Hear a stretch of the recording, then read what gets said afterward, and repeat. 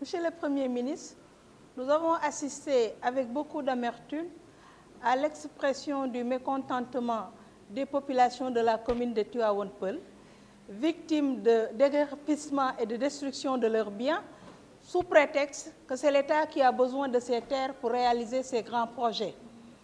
Monsieur le Premier ministre, est-ce que le gouvernement a prévu un site de recasement et aussi de donner des indemnités à ces populations? Premier ministre, maa ngi lay nuyu di nuyu membre gouvernement bi yépp dañoo gis askan wi nga xam ne ñoo dëkkee Tivaouane Peulh génn di wane seen naqar ak seen métit ndax nee nañu dañoo daaneel seeni kër nangu seeni suuf bi ñu laajee dañ leen wax ne état bi moo ko soxla ndax dafa am ay liggéey yu mu fa war a def maanaam loolu sax xel mën na koo nangu waaye askan woowu est-ce que gouvernement bi xalaat na jox leen ay ndàmpaay ak tamit ndax xalaat ngeen utal leen feneen fu ñu mën a dëkkee maa ngi leen di sant di leen gërëm. Assemblée nationale. Monsieur le Président, juste une minute si vous me le permettez, je voudrais, parce que Madame le ministre de l'Élevage a parlé tantôt des 22 départements qui sont en difficulté dans le secteur de l'élevage. En ce qui concerne la sécurité alimentaire pour les vivres de soudure, nous avons 6 départements en difficulté. 6. C'est Bambey, Malem Hodar, c'est Goudiri, Tambacounda, c'est Matam et Kanel. Et c'est justement les 2 milliards, les 4 milliards 200 dont parlait tout à l'heure le ministre de l'Agriculture qui vont nous permettre justement d'appuyer ces départements. Pour la question concernant Tivaouane Peulh, le ministre de l'Habitat, de l'Urbanisme et du Renouveau urbain pourrait répondre. Je vous remercie. Je vous remercie. Monsieur le ministre chargé. Chers collègues, Monsieur le Premier ministre, bien entendu, par rapport à la question posée et qui renvoie, bien entendu, à la démolition de la voie du prolongement de la VDN et sur l'assiette des promoteurs, je vais vous dire ceci, un des promoteurs d'ailleurs qui voulait construire des maisons au nombre de 2500, plus sur une surface de 200 hectares pour 67 milliards.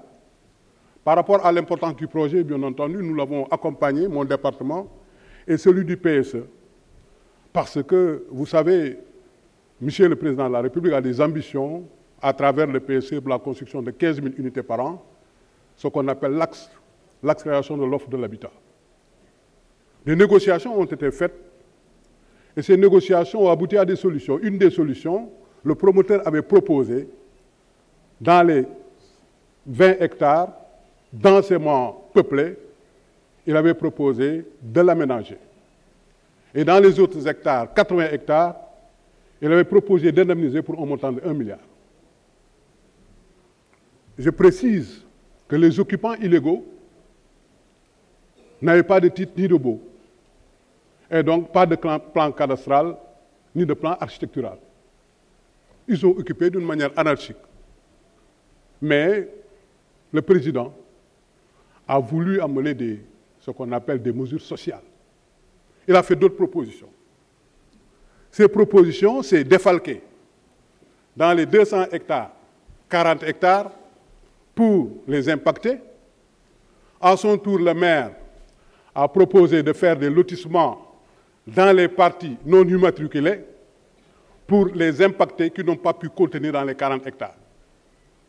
Le maire l'a fait, et aussi l'AGEROUTE qui verra son tracé traverser le site va accompagner financièrement les impactés.